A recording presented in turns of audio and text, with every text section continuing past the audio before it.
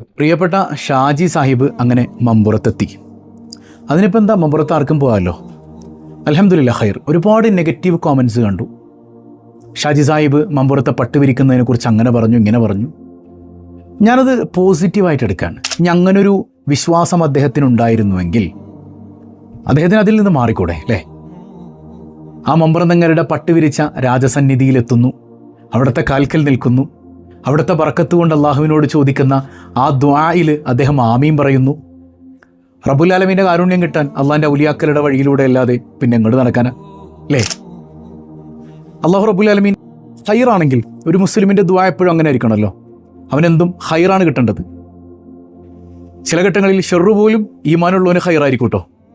മമ്പുറന്തങ്ങളുടെ ഹക്ക് കൊണ്ട്, ജാഹ് കൊണ്ട്, ബറക്കത്ത് കൊണ്ട്, നെളറ കൊണ്ട്, എല്ലാ ബറക്കത്തും കൊണ്ടും ഖൈറാണെങ്കിൽ അള്ളാഹു റബ്ബുൽ ആലമീൻ ഷാജി സാഹിബിനെ വിജയിപ്പിക്കട്ടെ.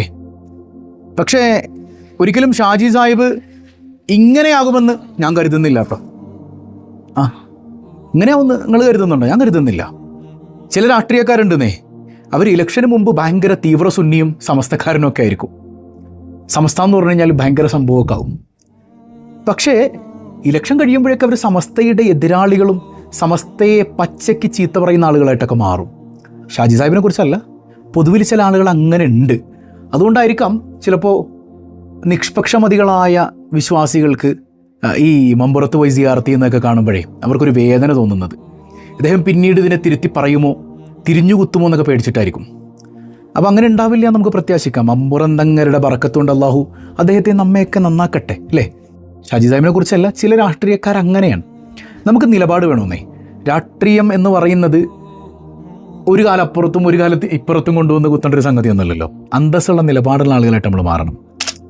അതായത് ഇലക്ഷന് മുമ്പും ഇലക്ഷന് ശേഷവും ഒരുപോലെയാകണം. ഇലക്ഷന് മുമ്പ് എല്ലാവരുടെയും വോട്ട് കിട്ടാനായിട്ട് അതും ഇതൊക്കെ കാണിച്ചു കൂട്ടും.